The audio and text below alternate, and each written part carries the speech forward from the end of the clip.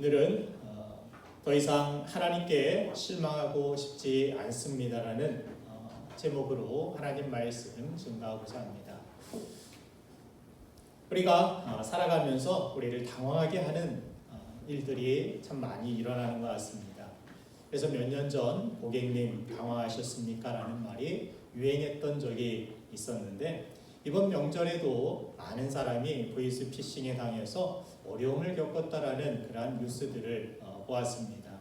실제로 오래전에 제 집사람에게 제가 사고를 당했으니 위급한 상황이니까 빨리 돈을 이쪽으로 보내야 된다라고 집사람이 전화를 받았습니다. 그런데 그 시간 제가 운동하다가 집에 돌아오는 시간이었는데 전화를 하고 있어서 저는 영문을 모르니까 집에 들어갔는데 이 사람이 전화를 얼른 끊고 당신 사고 났다고 지금 돈 보내라고 연락이 나에게 왔다고 제 이름도 정확히 알고 있었고 제 집사람 전화번호 제 집사람이 아내인지도 알고 있고 그러니까 이 두려운 마음 가운데 그렇게 당황하기도 하였고 저를 보지 않았다면 어떻게 했을까. 그리고 나서 치밀어 오르는 그런 분노감 가운데 사람들이 이렇게 우리를 속이려고 했다니. 며칠 얼마 전에도 제 큰딸이 제 삼촌에게 핸드폰 액정이 깨졌으니까 돈을 보내달라고 삼촌에게 그런 메시지가 왔다고 합니다. 그래서 삼촌이 제 집사람에 전화해서 큰딸이 핸드폰이 깨졌느냐고 확인을 했는데 핸드폰 깨진 일도 없고 그렇게 참 우리의 정보를 사용해 가지고 우리의 소중한 것들을 빼앗으려고 하는 그러한 시도들 가운데 얼마나 당황스럽기도 하고 분노가 치밀어 오르는지 몰랐습니다. 신앙생활을 하면서도 그런 일들을 우리가 경험하기도 합니다. 내 생각에는 이렇게 하면은 되겠지 하고 추측을 하기도 하고 내심 기대하는 상황들이 있습니다. 빨리 이런 상황들이 나아지길 원하고 내가 가지고 있는 이 어려움들이 벗어지길 원하고 그렇게 간절한 마음으로 우리가 기도하기도 하고 열심히 또 신앙생활을 하기도 합니다. 그런데 내 기대와 내 어떤 계획과는 상관없이 오히려 일이 어렵게 되거나 나의 상황이 나아지지 않는 그러한 답답한 상황 속에서 우리는 당황스러움을 느낍니다. 오히려 일들이 더 복잡하게 나아가는 그러한 상황들을 바라볼 때 섭섭함마저 느낄 때가 있다는 것입니다. 하나님 이게 뭡니까? 하나님은 나에게 복을 주신다고 하셨는데 나를 사랑하신다고 하셨는데 나를 인도하신다고 하셨는데 나를 더 어려운 상황으로 이끌어 가십니까? 이런 하나님을 내가 계속 신뢰할 수 있겠습니까? 그래도 내가 계속 예배를 드려야 되고 내가 계속 헌신하고 믿음 생활을 해 나가야 되는 것입니까? 이런 회의에 가득 찬 질문을 할 때가 있습니다. 여러분은 그런 회의적인 상황에서도 여전히 하나님을 신뢰할 수 있겠습니까? 신뢰하고 싶겠죠. 그러나 그러한 상황이 오래 지속이 되면 우리 마음을 힘들게 하고 지치게 하고 어둡게 할 때가 있다라는 사실입니다. 그래서 그렇게 바라던 일들과 내 계획들이 이루어지지 않을 때 기도도 별로 하고 싶지 않고 하나님께 대한 기대도 갖기가 싫어서 신앙생활에 기쁨도 없고 무기력한 신앙인이 되어버릴 때가 있습니다. 오래전에 어느 청년이 저에게도 그런 이야기를 했습니다. 저는 뭔가를 기대하고 뭔가 이렇게 되기를 간절히 바라는 마음이 있으면 오히려 그것이 잘 안 됩니다.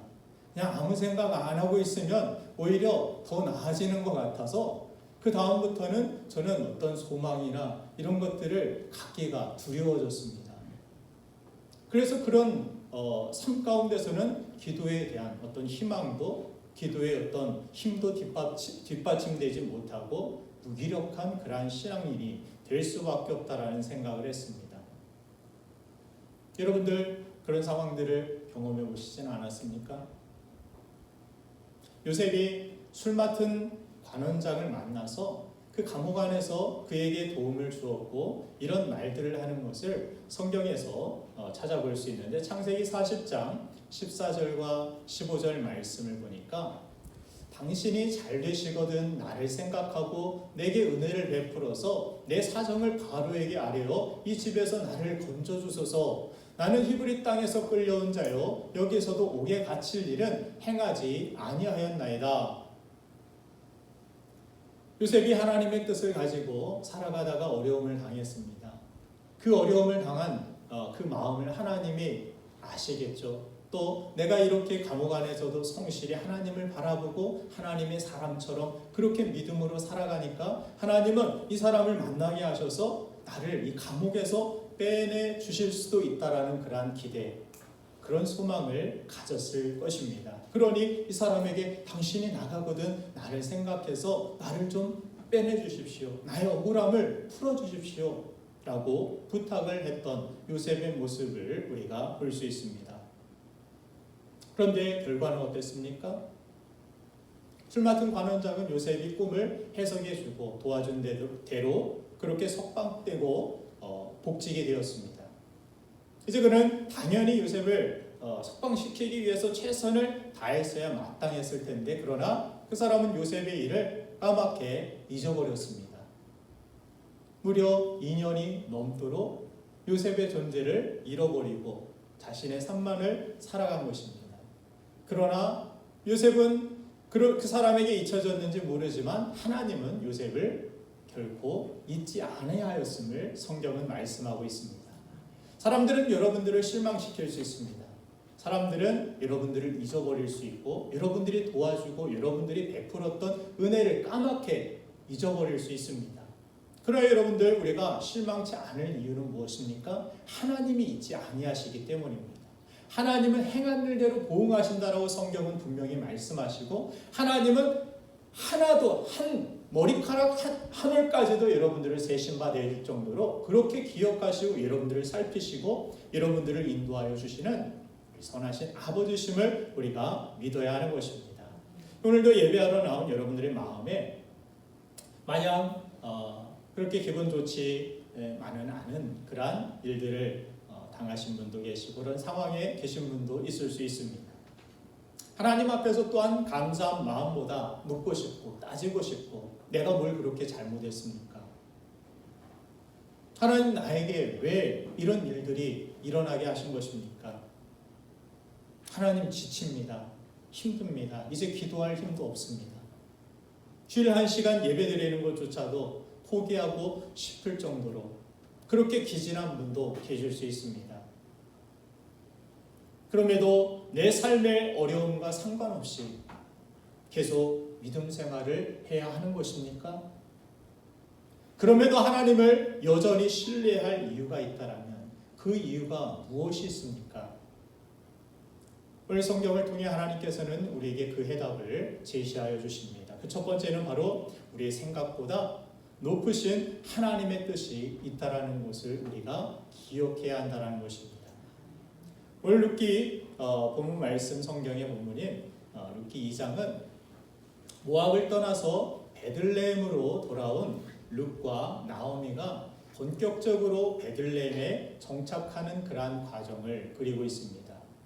그런데 주목해야 할 것은 그 여정을 그려내는 이 룻기 2장의 첫 절이 바로 보아스라는 새로운 등장인물을 소개하는 것으로 시작된다는 점입니다. 룻기 2장 1절 말씀을 한번 제가 읽어드리겠습니다.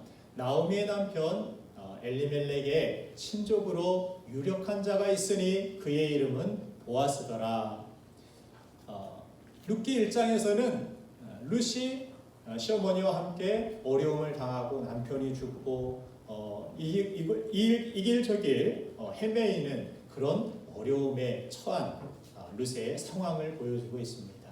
그리고 룻기 2장부터 그의 인생에 빛이 비춰지는데 그 1절에서 무슨 말씀으로 시작하느냐면 바로 유력한 자 보아스의 등장으로서 그의 삶 가운데 그의 인생이 달라지는 것을 우리에게 나타내주고 있습니다. 하나님의 돌아오라는 그 음성을 듣고 베들레헴으로 돌아옵니다. 먹을 것이 없었습니다. 자, 이렇게 굶어 죽어야 되는 것인가? 일할 곳이 없었습니다. 자, 그렇게 어려운 상황 속에서 앞길이 막막하기만 하고 미래가 불투명한 그러한 상황을 당한 것입니다. 그런데 하나님의 말씀을 듣고 하나님의 음성을 듣고 베들레헴으로 우리가 돌아가야겠다. 이 모압 땅에서 거할 것이 아니라 하나님의 약속하신 땅, 그 땅으로 우리는 돌아가야겠다. 베들레헴으로 갑니다. 그렇게 새로운 삶을 시작하는 이 룻과 나오미에게 이제 하나님은 그들이 먹을 식량을 주실 것이고 그들이 거처할 집을 주실 것이고 이렇게 우리는 기대할 수 있지만, 그런데 오늘 성경을 보니까 하나님이 준비하고 계신 것은 다른 세상의 어떤 물질적인 것이 아니라 우리 기대와는 전혀 차원이 다른 사람을 준비하고 계셨다라고 성경은 말씀하는 것입니다. 그것이 바로 보아스라는 인물입니다. 이 성경에 보아스라는 사람, 유력자라고 소개되고 있는데 실제로 보아스는 두 여인의 인생을 책임지고도 남을 만큼 유력한 사람이었습니다. 여기에서 우리는 하나님의 생각이 우리와 얼마나 다른지, 차원이 다른지를 깨닫게 되는 것입니다. 우리는 당장 급한 문제의 해결에만 집중을 하지만 하나님께서는 우리의 본질적인 문제를 완전하게 해결하실 차원이 다른 것들을 예비하고 계심을 믿으시길 간절히 바랍니다. 그래서 이사야서 55장 8절과 9절 말씀에는 이런 말씀이 기록되고 있습니다. 이는 내 생각이 너희의 생각과 다르며 내 길은 너희의 길과 다름이니라. 여호와의 말씀이니라. 이는 하늘이 땅보다 높음 같이 내 길은 너희의 길보다 높으며 내 생각은 너희의 생각보다 높음이니라. 아멘. 내 생각보다 크신 하나님, 내 생각보다 높으신 하나님이심을 여러분들 믿으십니까? 이 땅을 살아가는 동안 이 이사야서의 말씀처럼 나의 길이 아닌 하나님의 길을 여러분들 많이 맛보시길 간절히 바랍니다. 내가 계획한 대로 내 인생은 다 됐어가 아니라 내가 계획한 대로, 내가 원하는 대로 그것이 빨리 또한 그렇게 적절하게 나에게 이루어지진 않았지만, 그러나 내가 그분께 그 하나님을 향하여서 믿음을 가지고 나아갔더니 하나님의 길로 나를 인도하셔서 오히려 더 잘되게 하시고 더 복되게 하시고 더 영광스럽게 하시고 더욱더 큰 열매와 승리를 맛보게 하시는 줄로 믿으시길 간절히 바랍니다. 그 길을 여러분들 다 맛보셔야 됩니다. 하나님께서 이렇게 살아계시는구나. 하나님이 나를 이렇게 인도하시는 것이구나. 우리는 성경에서 하나님 앞에 내 생각이 너무 커서 하나님의 뜻을 수용하지 못한 채 살아갔다가 오히려 낭패를 본 인물들을 많이 만나게 됩니다. 삼손도 그런 인물 중에 하나이고, 신약 성경에 보면은 탕자의 삶도 그와 같은 삶이었습니다. 그는 열심히 자기의 머리를 굴렸습니다. 이 세상을 살아가는데 아버지의 사랑, 아버지의 보호, 그런 거 별로 필요 없어. 지금은 돈이 최고야.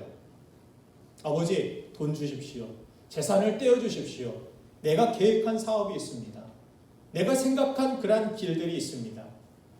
그렇게 살아가면 행복하게 잘 살 수 있으리라 생각을 했던 것입니다. 그렇게 둘째 아들이 집을 뛰쳐나가자마자 그의 인생이 어떻게 됩니까? 혼돈과 공허와 흑암과 두려움이 그의 인생을 찾아오게 되고 지배하게 되고 그 안에서 헤매이는 탕자의 삶의 모습을 우리는 성경을 통해 확인하게 됩니다. 이처럼 우리의 인생이 나와는 완전히 차원이 다른 하나님의 생각에 승복되지 않고 혼미해져 있으면 돈이 아무리 많아도 인생의 문제가 해결이 안 되고, 아파트 평수가 아무리 넓어도 해결이 되지 않고, 아무리 멋진 남자, 멋진 여자를 만나서 결혼을 해도 인생의 문제가 해결이 되지 않는다라는 것입니다. 탕자의 이야기를 볼 때마다 안타까운 것은 자기가 자기를 사랑하는 것보다 아버지가 자기를 더 깊이 생각하고 더 사랑해 주시는 분이라는 사실을 인정하고, 그렇게 나를 사랑하는 분이 말씀하신 그 말씀을 따라서 아버지의 뜻대로 살았다라면 그런 고생은 안 해도 되지 않았을까 하는 것입니다. 그래서 인생은 두 종류입니다. 아버지 말씀에 순종하여 승복하고 고생하지 않는 행복한 삶을, 평탄한 길을 걸어가는 그러한 삶이 있고, 또 하나는 집 나간 둘째 아들처럼 고집 부리다가 죽을 고생하면서 겨우 답을 찾는 그러한 인생이 있습니다. 여러분은 그 두 가지 인생 가운데 어느 인생에 속해 있습니까? 원하기는 여러분들의 인생이 정말 하나님의 은혜 안에 하나님의 말씀 앞에 순복하여 내 뜻보다 더 높으신 하나님의 뜻을 쫓아 살아갈 수 있는 그렇게 평탄하고 그렇게 행복한 인생이 되기를 간절히 소망합니다. 자, 사춘기 아이들 입에서 습관적으로 나오는 말 중에 하나는 내 생각에는입니다. 사춘기 아이들이 부모와 충돌하게 되는 그러한 가장 큰 이유는 그것입니다. 이제 사춘기쯤 되면 자기 판단이 커지고 자기 머리가 커지는 가운데서 내가 더 많이 알고 있어. 내가 더 잘 알고 있어. 부모님은 잔소리하지 말라라는 거예요. 내 생각이 옳다라고 주장하기 때문에. 그러나 우리 부모들도 사춘기를 안 겪어본 게 아니죠. 그때는 나도 다 옳다고 생각했고 내가 다 맞다라고 생각했지만 지나고 나니까 오히려 그때의 조언을 내가 들었다라면 더 좋았을 텐데 그때 그런 상황들 가운데서 내가 부모님의 말씀을 잘 들었다라면 나를 사랑하는 분이 나를 위하는 분이 나를 위해 생명까지도 내어줄 수 있는 분이 그렇게 나에게 말씀을 하셨을 때는 이유가 있었는데 내 생각만을 고집하다가 인생을 멀리 돌아가는 그러한 경험들이 있기 때문에 안타까운 마음 가운데 또 자녀들에게 이야기를 하지만 자녀들에게는 그냥 또 똑같이 잔소리로 들리게 되고 그래서 충돌이 일어나게 되고 그런 사춘기 아이들의 모습을 바라보면서 내가 바로 하나님 앞에서 영적인 그런 저 사춘기 아이들과 같은 모습은 아닌지 생각해 보게 됩니다. 우리는 이제 영적으로 철이 들 때가 되었습니다. 하나님이 우리를 바라보시면서 너 그렇게 하면 고생할 텐데 하며 근심하게 하시는 그런 인생이 아니라 나의 생각과 나의 뜻과 나의 계획과 나의 시간에는 다르지만 그러나 크고 깊으신 하나님의 생각을 인정하고 하나님의 말씀을 신뢰하며 순종하는 인생을 살아갈 때 하나님의 약속하신 대로 그 말씀대로 여러분들의 삶 가운데 하나님의 인도하심을 경험케 되는 복된 인생 되게 될 줄로 믿습니다.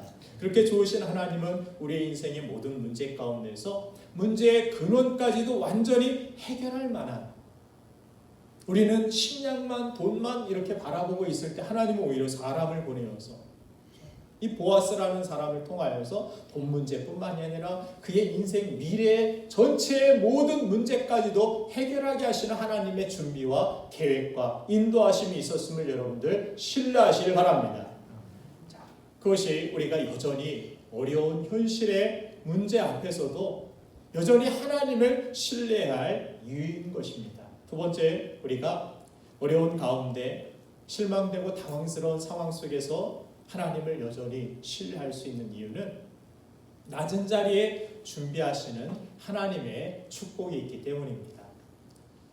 많은 사람들이 낮은 자리에서 주저앉거나 회복되지 못하는 이유 중 하나가 낮아진 상황만을 생각하고 그 상황을 견디지 못하여서 마음이 지쳐버립니다. 그래서 소중한 것들을 깨트려버리는 그러한 상황 가운데 다시 일어나지 못하는 그 회복이 더딘 그러한 사람들의 경우들을 많이 보게 됩니다. 그렇게 소중한 것들을 깨트리는 것은 인간관계가 될 수도 있고 우리가 소중히 여기는 신앙 안에서 예배나 기도나 나에게 있는 사역이나 자신의 삶 전체일 수도 있을 것입니다. 성경은 그 부분을 주의해야 된다라고 우리에게 강조하여 가르쳐줍니다. 고린도후서 4장 1절 말씀을 읽어보면은 그러므로 우리가 이 직분을 받아 긍휼하심을 입은 대로 낙심하지 아니하고 직분을 받았는데 낙심할 일들이 많이 있다라는 사실을 성경은 보여줍니다. 직분을 행하다가 오히려 직분이 없고 교회에서 맡은 일이 없으면 아무 어떤 복잡한 일들이 일어나지 않을 수도 있는데 일하는 사람이 그죠? 운전하는 사람이 교통사고도 나고 차가 긁히기도 하고 하는 것처럼 어떤 일들을 감당하게 될 때 소중한 일들을 하게 될 때 어려움이 있고 낙심할 일들이 있다는 것입니다. 그러나 이 일들에 대하여 낙심하지 말아라. 성경은 우리에게 그렇게 권고하고 있고 갈라디아서 6장 9절 말씀도 보면은 우리가 선을 행하되 낙심하지 말지니 포기하지 아니하면 때가 이름에 거두리라. 아멘. 선을 행하는데도 낙심할 만한 일들이 있다라는 거예요.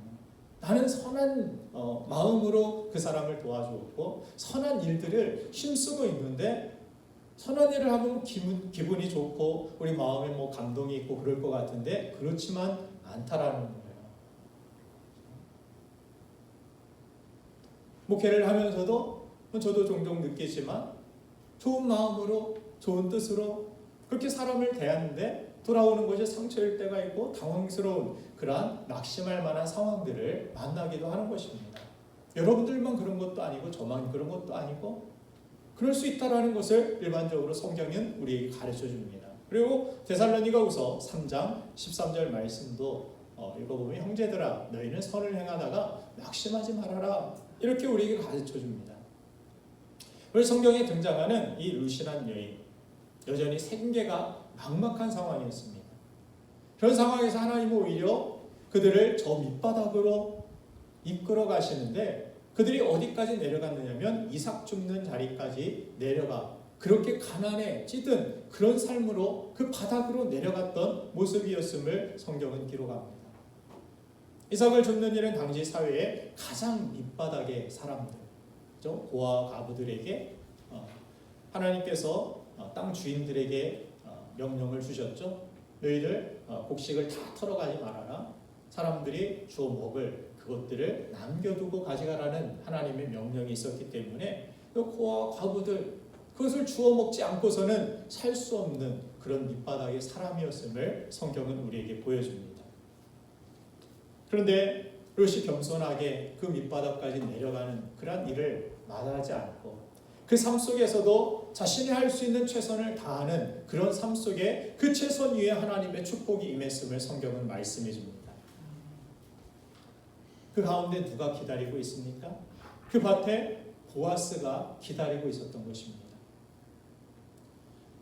저는 롯의 모습을 보면서 이 말씀이 떠올랐습니다. 빌립보서 2장 8절 말씀인데 사람의 모양으로 나타나사 자기를 낮추시고 죽기까지 복종하셨으니 곧 십자가에 죽으심이라. 주님께서 이 땅에 오실 때 낮은 자리로 오셨습니다. 말구에 오셨습니다. 누구나 만날 수 있는 자리로 오셨습니다.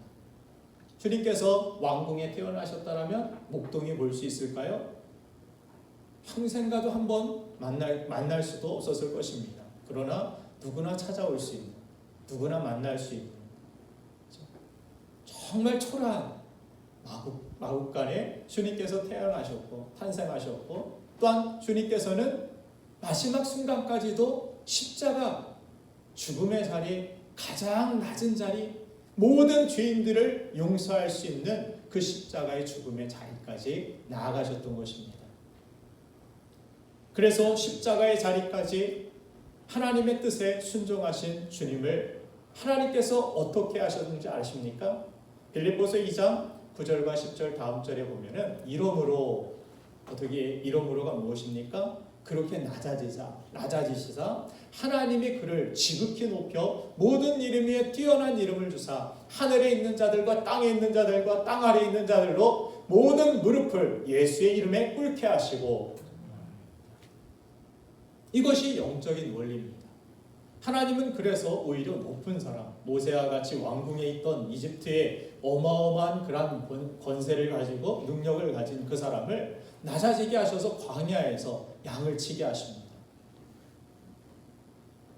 다윗 골리앗을 쓰러뜨리고 바로 왕위에 오릅니까? 그렇지 않습니다. 쫓기고 어려움을 당하고 정말 목숨을 부지하기 위하여서 연명하기 위하여 미친 척하고 살아가야 됐던 그 다윗. 그러나 그 어려운 상황, 그 밑바닥의 상황 속에서도 그들의 공통점은 무엇입니까? 여전히 하나님을 바라보고 신뢰하고 있었고 여전히 소중한 믿음의 삶을 지켜나가고 있었다는 사실입니다. 그렇게 하나님의 뜻을 바라보고 그 낮은 자리에서도 하나님의 뜻을 온전히 지켜나가고 하나님을 바라봤던 그들을 하나님께서는 때가 되었을 때 높이시고 하나님은 그들을 통하여 일하셨다라는 것을 성경을 통해 우리는 확인할 수 있는 것입니다. 이것이 하나님이 일하시는 방법이라는 사실을 우리에게 성경은 나타내고 있습니다. 그래서 성경은 지치고 낙심될 때마다 누구를 떠올리라고 이야기 안 하냐면 바로 이 십자가에서 낮아지신 죽기까지 복종하신 예수님을 생각해야 됩니다.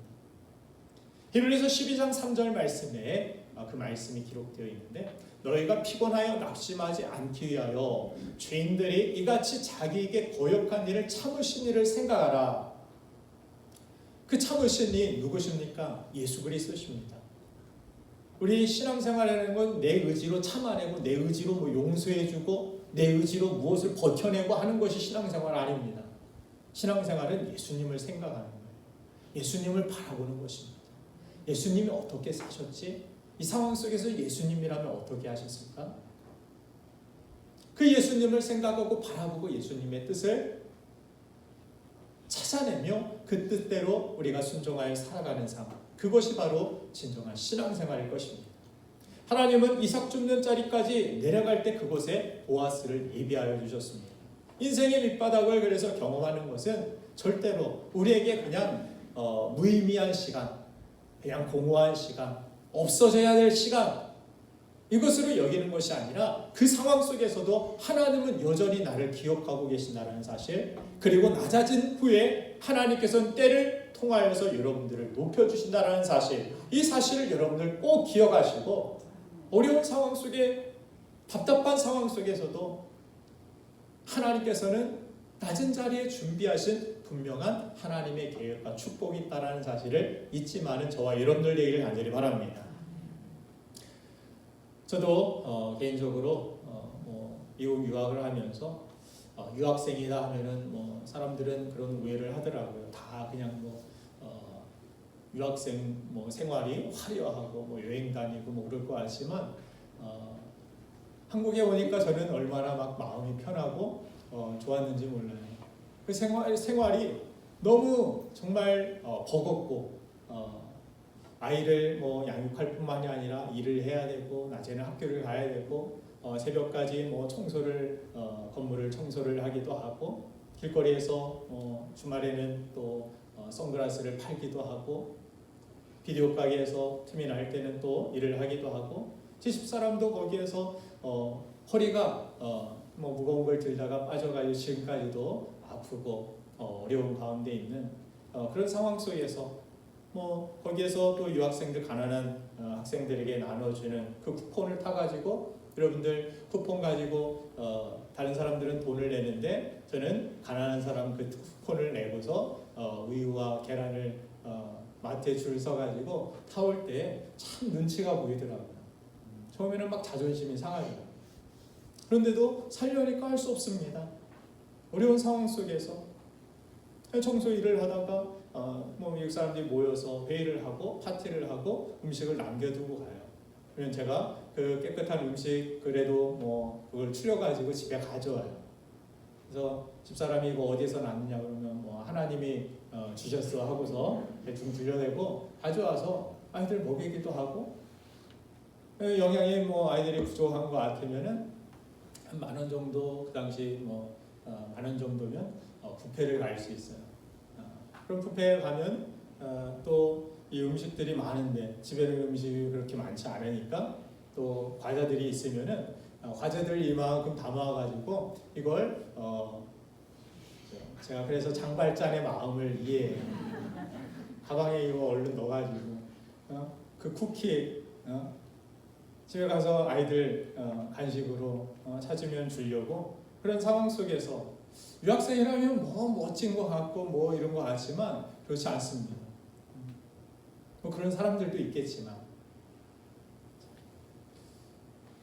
하지만 그때의 그런 혹독한 낮아짐의 훈련들 그런 생활들을 이겨내고 버텨내고 하다 보니까 별로 무서울 게 없어요. 가난, 어려움, 배고픔, 돈 없음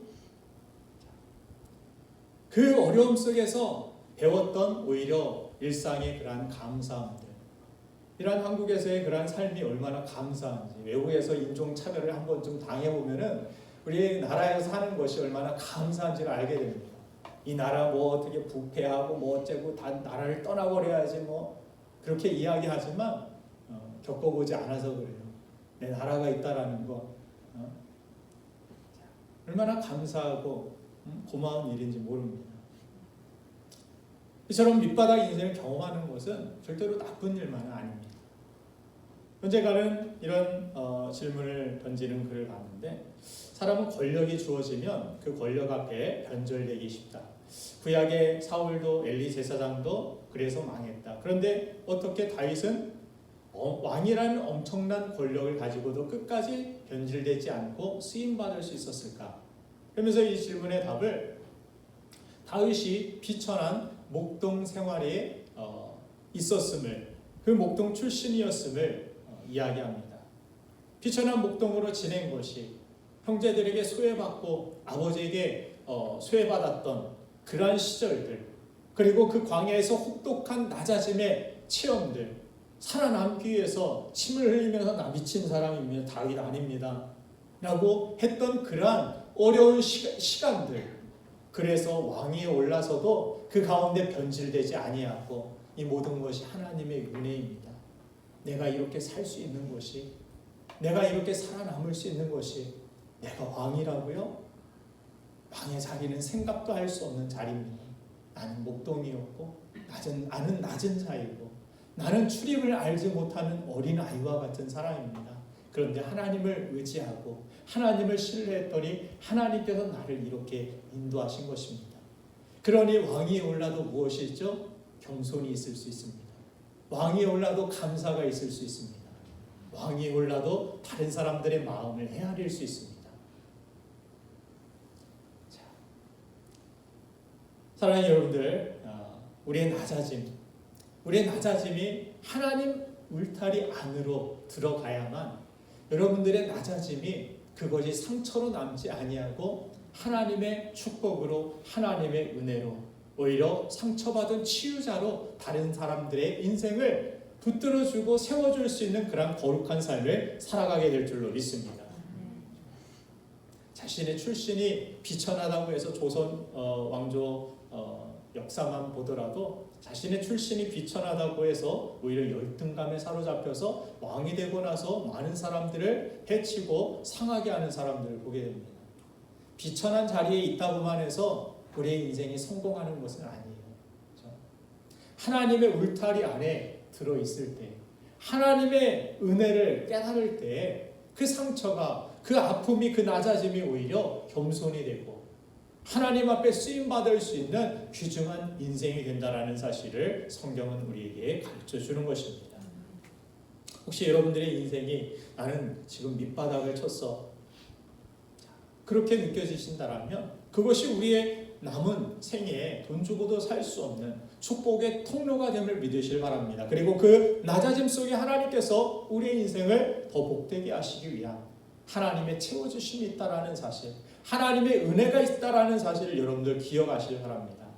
룻기 2장 7절 말씀을 보면은 이 구절에 룻의 인생의 모든 그의 인생이 새롭게 되고 그의 인생이 복되게 되는 모든 룻 때문에 근거가 담겨져 있는데 무엇이냐면 그의 말이 나로 베는 자를 따라 단 사이에서 이삭을 죽게 하소서 하였고 아침부터 와서는 잠시 집에서 신 위에 지금까지 계속하는 중이다. 6절부터 읽었어야 되는데 6절과 7절에 그런 말씀을 보면은 바로 이 룻의 삶 위에 하나님의 은혜가 임하였다라는 사실을 보여주고 있습니다. 룻은 어쩔 수 없이 낮은 곳으로 살기 위하여서 마지못해서 이삭을 준 것이 아니라 자기에게 맡겨진 일들에 대하여서 지금까지 계속해서 일해왔고 최선을 다하는 그러한 모습을 보여줍니다. 이 최선 위에 하나님의 은혜가 그에게 임하였고 이 최선을 다하는 그 모습이 얼마나 보아스 눈에 아름답게 보였는지 그의 마음을 사로잡았는지 모릅니다. 내게 맡겨진 일들을 다하는, 내가 낮은 자리에 있지만 내가 지금 밑바닥에 있지만 많은 사람들이 밑바닥에 처하게 되면은 뭐 매너고 뭐 어떤 사람들을 배려하는 마음이고 이런 것들이 다 흩어지고 깨어지는 모습을 봅니다. 그냥 먹고 사는 데만 집중하게 돼요. 다른 사람들의 뭐 이익, 다른 사람들의 유익, 다른 사람들을 배려하고 이런 것들을 신경 쓰지 못하는 모습을 봅니다. 그래서 무례하게 대하게 되고 오히려 낮은 자리에서 난폭하게 거칠게 살아가는 그러한 사람들의 모습을 봅니다.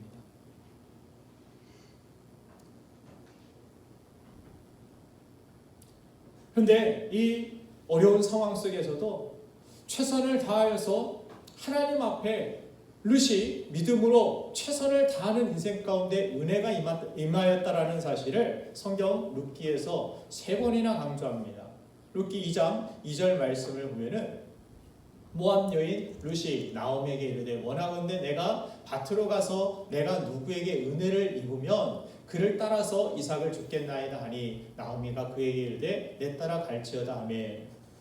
룻의 생각 속에 항상 무슨 생각이 있었느냐? 하나님의 은혜가 있을 것입니다. 하나님의 인도하심이 있습니다. 이런 사실을 믿고 룻이 살았음을 보게 됩니다. 룻기 2장 10절 말씀에서도 보니까 룻이 엎드려 얼굴을 땅에 대고 절하며 그에게 이르되 나는 이방여이거늘 당신이 어찌하여 내게 은혜를 베푸시며 나를 돌보시나이까 하니 계속해서 이야기하는 것이 은혜입니다. 룻기 2장 13절에서도 룻이 이르되 내 주여 내가 당신께 은혜 있기를 원하나이다.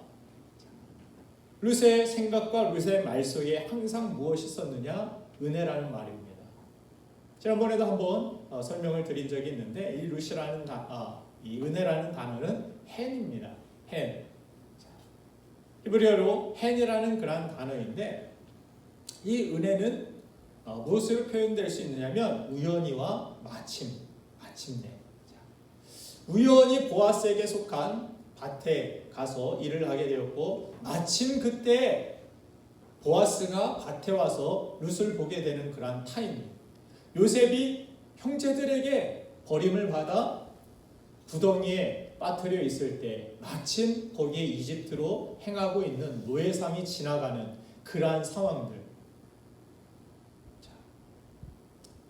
그러고 보면 우리의 삶 속에서도 이렇게 우연히 마침이 조합을 이루어 누리게 되는 은혜가 얼마나 많은지 모릅니다. 제 집사람을 처음 만났을 때에도 우연히, 그렇죠? 우연히 제가 그때 늦잠을 자가지고 수업에 한 10분 정도 지각해서 막 뛰어갔습니다.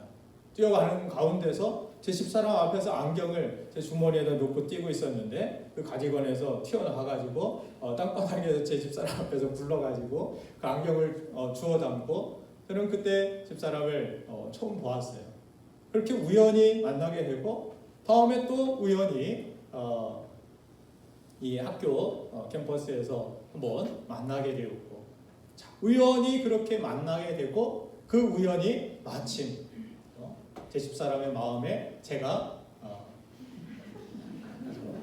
박힌이 됐고 그런 가운데서 제 집사람이 또 제 마음에 들어오게 되고 우연히와 마침에 삶을 통하여서 우리의 인생이 그렇게 이루어진다라는 사실. 꼭 그런 것만은 아니겠지만 그래도 그렇게 우리의 인생에 그런 우연히와 마침으로 누리게 되는 은혜가 얼마나 많이 있는지 모릅니다. 그런데 고난이 있고 어려움이 있으면 우리의 삶을 자포자기하게 되고 아까 처음 말씀을 시작했던 것과 같이 그 청년의 질문과 같이 무엇에 대하여서 더 이상 기대하기가 두렵습니다. 기대했다가 하나님께 실망할까 봐 내가 기도했던 소원과 기도의 제목들이 내 뜻대로 내가 원하는 대로 이루어지지 않아서 오히려 기도했다가 기도 열심히 했는데 잘 되지 않았을 때 내가 원하는 대로 되지 않았을 때 하나님이 정말 살아계신가? 하나님은 정말 기도에 응답하시는 분인가? 실망할까 봐 더 이상 실망하고 싶지 않습니다. 하나님께 대하여. 오늘 설교의 제목과 같이 기도하다가 여러분들 낙심하신 분 계십니까? 누가복음 18장 1절 2절 말씀을 보면 예수님께서 불의한 재판장 비유를 이렇게 말씀하십니다. 예수께서 그들에게 항상 기도하고 낙심하지 말아야 할 것을 비유로 말씀하여 이르시되 어떤 도시에 하나님을 두려워하지 않고 사람을 무시하는 한 재판장이 있는데 이렇게 말씀합니다. 어느 도시에 하나님을 두려워하지도 않고 사람들은 그냥 무시하는 그런 막대먹은 재판장이 살고 있었다라는 거예요. 그런데 이 한 여인이 이 재판장에게 나의 원통함을 풀어달라고 밤낮 와가지고 부르짖습니다. 나 이렇게 원통한 일을 당했어요. 이 말씀에 우리가 조금은 초점이 다른 그런 설교를 들으신 분도 계실 것입니다. 밤낮 와가지고 재판장을 귀찮게 하니까 들어주지 않았느냐. 그러니까 하나님도 우리가 귀찮게 계속해서 붙들고 늘어지면 하나님이 다 응답해 주실 것이다. 그럴 수도 있겠지만 그러나 오늘 예수님께서 이 비유를 하신 초점은 밤낮 부르짖어서 귀찮게라도 하면 하나님이 응답해 주시는 분이다. 이것을 말씀하시는 것이 아닙니다. 여기에서 초점은 정당한 권리에 대한 요청을 이야기합니다. 이 여인은 원통함을 당했습니다. 억울한 일을 당한 것입니다. 정당한 어떤 권리에 대하여서 침해를 받았고 빼앗김을 당한 그러한 상처를 받은 것입니다. 그래서 하나님도 무시했고 사람도 무시했던 이 재판장에게 자기 원통함 이야기를 계속하다 보니까 이 사람이 이 원통함으로 인하여서 마음에 근심을 하게 된 것입니다. 재판장이 길을 가다가 갑자기 이런 생각이 나는 거예요. 이거 원통한 일인데 왜 재판을 공의롭게 해줘야 되는데. 근데 그 사람의 그러한 이 여인이 과부였기 때문에 그렇죠? 어려운 사람, 가난한 사람이고 사람 무시하는 사람이 그렇게 가난하고 이렇게 힘없는 사람이 찾아와가지고 요청을 했을 때 무시했던 그 재판장은 그것을 그냥 귀담아 듣지도 않았는데 어느 순간 마음에 그것이 근심이 되어 두려움이 되어 그 원통함을 풀어주게 되었다라는 이야기를 하고 있습니다.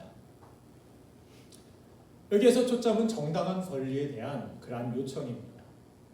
그냥 허황된 막 기도하고 그냥 허황된 기도라도 무조건 매달리고 하나님 귀찮게 하면은 들어주신다 이것이 아니라 여러분의 기도가 하나님 보시기에 정당한 요청이라면 반드시 하나님은 해결해 주신다는 사실을 믿어야 한다는 것입니다. 그 내용이 또 누가복음 12장 7절 말씀에 기록되고 누가복음 18장 7절 8절 말씀을 제가 읽어드리겠습니다. 하물며 하나님께서 그 밤낮 부르짖는 택하신 자들의 원한을 풀어주지 아니하시겠느냐 그들에게 오래 참으시겠느냐 내가 너에게 이르노니 속히 그 원한을 풀어주시리라. 그러나 인자가 올 때에 세상에서 믿음을 보겠느냐 하시니라. 내가 너에게 이르노니 속히 그 원한을 풀어주리라. 그런데 인자가 올 때에 세상에서 믿음을 보겠느냐. 여기서 예수님 말씀하신 믿음이 무엇입니까? 보이는 상황에 흔들리지 않고 계속해서 하나님이 선하신 나의 아버지심을 믿고 정당한 하나님 앞에 기도로 나아갈 수 있는 사람, 그 사람들을 볼 수 있겠느냐. 그냥 상황 속에서 세상 속에서 내가 원하는 대로 안 된다고, 내가 바라는 대로 내가 기도한 대로 안 된다고 실망하여 낙심하여 떨어져 버린 그런 믿음 없는 사람이 되지 말고 인자가 올 때의 말세에 믿는 자를 보겠느냐. 믿는 사람이 누구냐? 이 어려운 상황 속에서도 요셉처럼 다윗처럼 바울처럼 하나님의 사람, 하나님의 백성들이 그 어려운 상황 속에서 하나님만을 신뢰하고 나아갔을 때 하나님께서는 그들의 원통함을 풀어주시고 결국에는 오히려 그 어려움이, 그 원통함이 간증이 되고 찬송이 되게 하시고 하나님의 놀라우신 은혜의 경험을 하게 되는 축복이 된다는 사실을 믿어야 한다는 것입니다. 사랑하는 여러분들, 이 시간 주님의 이 약속을 믿고 여러분들 다시 기도하시길 바랍니다. 다시 한번 하나님이 기뻐하시는 뜻을 그 낮은 자리 속에 하나님은 축복을 나에게 준비하고 계심을 믿으시고 더욱더 힘을 내시고 하나님 앞에 소망을 두시고 소망을 가졌다가 실망할까봐 두려워하지 마시고 하나님은 결코 여러분들을 실망시키는 하나님이 아니십니다. 하나님은 가장 좋은 것을 주시는 하나님이시고 가장 귀한 길로 우리를 인도하시는 나에게 독생자까지도 내어주신 하나님이심을, 나의 아버지심을 믿으시고 그분의 뜻을 따라 살아가는 저와 여러분들의 삶이 되기를 주님의 이름으로 축원드립니다.